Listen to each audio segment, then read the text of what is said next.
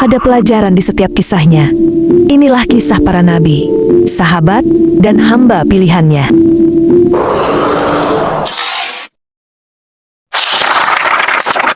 Dahulu kala, miliaran tahun sebelum hitungan waktu yang kita kenal, alam semesta ini hanyalah kegelapan yang tak berujung dan kehampaan yang sunyi. Tak ada apapun yang bernyawa, tak ada cahaya, tak ada bentuk, hanya ada Allah yang Maha Esa, yang Maha Agung, pencipta segala sesuatu. Dalam kebesarannya yang tak terbatas, dengan kehendaknya yang tak terbayangkan, Allah berfirman, "Jadilah," maka dimulailah proses penciptaan yang maha dahsyat. Dalam 6 masa atau 6 periode, Allah menata alam semesta. Ini bukan 6 hari seperti hitungan kita, melainkan periode waktu yang hanya Allah yang tahu panjangnya, menunjukkan kesempurnaan dan keteraturan penciptaannya. Pada masa-masa itu, Allah menciptakan langit yang bertingkat-tingkat dan bumi yang luas. Kemudian,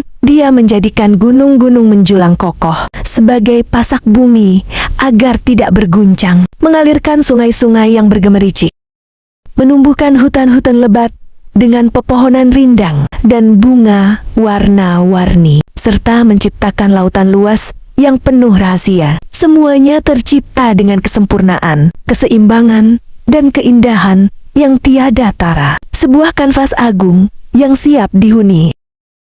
Sebelum manusia pertama melangkahkan kaki di bumi, planet biru ini telah dihuni oleh makhluk-makhluk lain. Di antara mereka adalah bangsa jin yang diciptakan Allah dari api yang sangat panas dan tak berasap.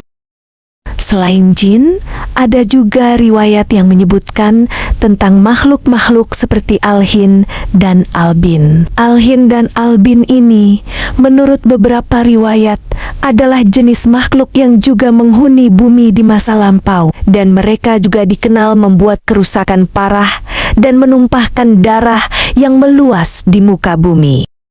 Pada mulanya, bangsa jin juga diperintahkan untuk mengelola bumi. Namun, seiring berjalannya waktu, sebagian besar dari mereka justru lupa akan tujuan penciptaan mereka. Mereka terjerumus dalam nafsu, keserakahan, dan pertikaian. Mereka mulai membuat kerusakan di muka bumi, menumpahkan darah, dan saling berperang, mengubah bumi yang damai menjadi medan kekacauan. Asap pertempuran dan jerit tangis memenuhi udara. Sementara keindahan alam mulai rusak oleh ulah mereka. Jin memiliki kemampuan istimewa. Dulu, sebelum diutusnya Nabi Muhammad, sebagian dari mereka bisa naik ke langit terdekat untuk mencuri dengar informasi dari para malaikat tentang takdir dan rencana Allah. Mereka akan membawa kabar yang mereka dengar dicampur dengan kebohongan kepada peramal atau tukang sihir di bumi. Namun, ketika Allah mengutus Nabi Muhammad sebagai penutup para nabi, kemampuan mereka ini pun dihilangkan. Kini, setiap kali jin mencoba naik ke langit untuk mencuri dengar, mereka akan dilempari dengan panah api, atau bintang jatuh, atau meteoroid yang membakar mereka, sehingga mereka tidak bisa lagi mencuri informasi dari langit. Melihat kerusakan yang terus-menerus dilakukan oleh penghuni awal di bumi, Allah yang maha bijaksana memutuskan untuk menciptakan makhluk baru sebagai khalifah, sebagai pemimpin dan pengelola di bumi. Khalifah ini harus memiliki akal dan kemampuan untuk memakmurkan bumi dengan adil dan damai.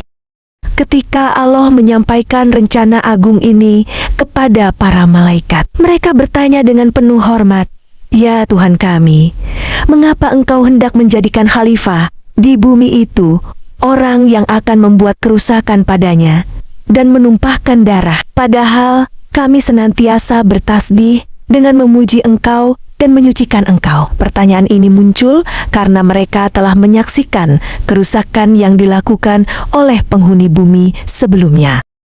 Tidak hanya malaikat, Dalam beberapa riwayat juga disebutkan bahwa bumi itu sendiri bergetar dan menolak untuk dihuni oleh makhluk yang akan menumpahkan darah dan berbuat kerusakan di atasnya. Bumi seolah tidak ingin lagi merasakan kehancuran seperti yang dilakukan penghuni sebelumnya. Namun, dengan kekuasaannya, Allah menegaskan bahwa Dia mengetahui apa yang tidak diketahui oleh malaikat maupun bumi itu sendiri. Dan Allah berfirman dengan kuasanya yang mutlak, "Sesungguhnya Aku mengetahui apa yang tidak kamu ketahui." Maka, dimulailah sebuah penciptaan yang paling agung. Allah mengambil segenggam tanah dari berbagai penjuru bumi. Ada yang merah, kuning, putih, hitam, ada yang keras, ada yang lembut. Tanah itu dicampur dengan air, dibentuk dengan sempurna, menjadi sesosok manusia yang indah. Perlahan-lahan, tubuh itu mulai terbentuk, dari ujung kaki hingga kepala. Setelah tubuh itu sempurna, Allah meniupkan ruh darinya ke dalam diri Adam. Seketika itu pula, kehidupan mengalir dalam dirinya. Mata Nabi Adam terbuka, melihat keindahan ciptaan Allah di sekelilingnya, dan lidahnya pertama kali mengucapkan puji-pujian, "Alhamdulillah." Kemudian, sebagai keistimewaan yang luar biasa, Allah mengajari Nabi Adam segala nama benda, hewan, tumbuhan, dan segala ilmu pengetahuan yang tidak diketahui oleh malaikat maupun makhluk lain. Adam adalah makhluk yang istimewa, dibekali akal, bahasa, dan kemampuan belajar yang sempurna. Kemudian Allah memerintahkan para malaikat untuk bersujud kepada Adam sebagai bentuk penghormatan atas penciptaan yang mulia ini. Semua malaikat bersujud, kecuali satu. Namanya adalah Iblis. Dulunya, Iblis adalah salah satu pemimpin jin yang sangat taat beribadah. Namun, ia diliputi kesombongan dan keangkuhan. Iblis memiliki persepsi yang keliru dan angkuh. Ia hanya terpaku pada asal penciptaan dirinya dari api, yang ia anggap lebih mulia daripada tanah tempat Adam diciptakan. Dengan sombongnya, Iblis berkata, "Aku lebih baik daripadanya. Engkau ciptakan aku dari api, sedangkan dia Engkau ciptakan dari tanah." Karena persepsinya yang sesat dan pembangkangannya inilah, Iblis diusir dari surga dan diancam neraka. Penuh dendam, Iblis bersumpah akan menyesatkan seluruh anak cucu Adam hingga hari kiamat. Allah menempatkan Nabi Adam di dalam surga, sebuah tempat yang penuh kenikmatan. Namun, Adam merasakan kekosongan. Maka, dari tulang rusuknya, Allah menciptakan pasangannya, seorang wanita yang cantik jelita bernama Hawa. Adam dan Hawa hidup bahagia di surga, menikmati segala nikmat yang ada, kecuali satu pohon. Allah melarang mereka mendekati dan memakan buah dari pohon itu. Namun, Iblis tidak pernah lelah mencari celah. Dengan segala tipu dayanya, ia membujuk Adam dan Hawa untuk memakan buah terlarang itu. Iblis berbisik, "Apakah kamu mau kutunjukkan kepadamu pohon kekekalan dan kerajaan yang tidak akan binasa?" Adam dan Hawa tergoda. Begitu mereka memakannya, secara ajaib pakaian surga mereka terlepas dan mereka menyadari kesalahan besar mereka. Dengan penuh penyesalan mendalam, mereka segera memohon ampun kepada Allah. Allah yang Maha Pengampun menerima taubat mereka. Namun sebagai konsekuensi dari pelanggaran tersebut dan sebagai bagian dari takdir Allah agar bumi dihuni, Adam dan Hawa harus diturunkan ke bumi. Mereka diturunkan di tempat yang berbeda-beda. Adam di belahan bumi lain dan Hawa di belahan bumi lainnya, sehingga mereka harus mencari satu sama lain dengan penuh kerinduan dan doa. Setelah sekian lama berpisah, atas rahmat Allah, akhirnya mereka dipertemukan kembali di padang Arafah. Di bumi, Adam dan Hawa memulai kehidupan baru. Mereka belajar bercocok tanam, beternak, dan beradaptasi dengan lingkungan baru. Dari mereka, lahirlah anak-anak yang menjadi awal mula keturunan manusia. Dan di antara anak-anak mereka yang paling dikenal adalah Kabil dan Habil.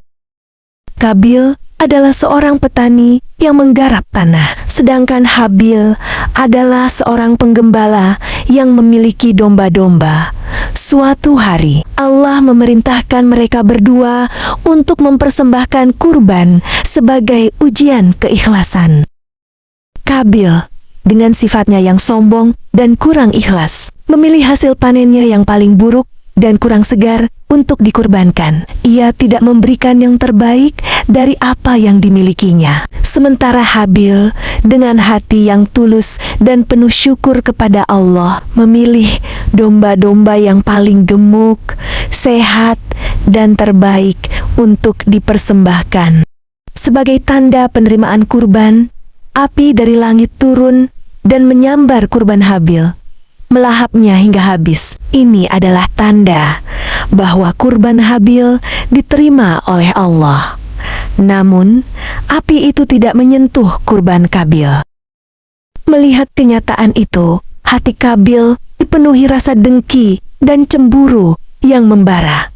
Iblis yang selalu mencari celah membisikinya, mengobarkan api permusuhan di dalam jiwanya, dan Kabil tidak dapat menahan amarahnya.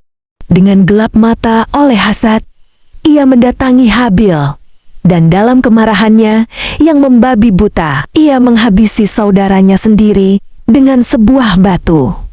Dan dari kisah Kabil inilah pertama kali pertumpahan darah manusia terjadi di bumi. Setelah perbuatan keji itu, Kabil diliputi penyesalan yang teramat sangat. Ia bingung dan ketakutan, tidak tahu harus berbuat apa dengan jenazah saudaranya. Ia menggendongnya kemana-mana. Kemudian, atas kuasa Allah, 2 ekor gagak muncul di hadapannya. Salah satu gagak itu menggali tanah dan menguburkan gagak yang lain yang sudah mati. Melihat pemandangan itu, Kabil tersadar dan mengerti. Dengan rasa malu dan sesal yang mendalam, ia akhirnya menguburkan jenazah Habil. Sementara itu, Nabi Adam yang telah lama merasakan kegelisahan atas ketidakhadiran Habil bertanya kepada Kabil tentang keberadaan saudaranya. Dari jawaban Kabil yang angkuh, serta petunjuk dan wahyu langsung dari Allah Subhanahu wa Ta'ala, Nabi Adam akhirnya mengetahui kebenaran pahit itu. Habil telah tiada di tangan Kabil. Nabi Adam tak menemukan secara fisik kuburan Habil, namun beliau tahu betul apa yang telah terjadi pada putranya. Dan Kabil saat itu memutuskan untuk pergi dan menjadi pengembara.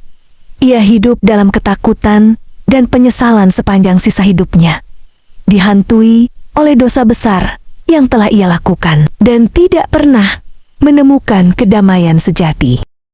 Nabi Adam dan Hawa sangat berduka atas tragedi yang menimpa anak-anak mereka. Namun, mereka tetap sabar dan melanjutkan tugas mereka membimbing keturunannya. Nabi Adam dengan penuh kasih sayang mengajarkan mereka tentang keesaan Allah, pentingnya ibadah, kebaikan, keadilan, dan menjauhi perbuatan dosa.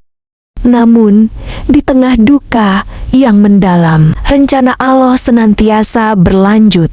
Dari Nabi Adam dan Hawa, inilah keturunan manusia terus berkembang biak. Dan dari garis keturunan suci ini pula lah, di masa-masa berikutnya, Allah berkehendak untuk melahirkan para nabi dan rasul yang akan terus membimbing umat manusia. Hingga setelah berabad-abad lamanya, Nabi Adam hidup di bumi, menjalankan tugasnya sebagai nabi dan pemimpin bagi manusia pertama. Tibalah waktunya bagi beliau untuk kembali kepada Sang Pencipta. Nabi Adam jatuh sakit dan ajalnya pun tiba. Beliau meninggal dunia dengan tenang, meninggalkan warisan berupa ajaran tauhid dan permulaan sejarah manusia di bumi ini. Sebagai bapa dari seluruh umat manusia, dan beliau adalah nabi pertama, tonggak awal peradaban manusia di bumi. Terima kasih sudah menonton video ini sampai habis, dan jangan lupa subscribe dan like-nya untuk dukung channel ini menjadi lebih baik. Assalamualaikum warahmatullahi wabarakatuh.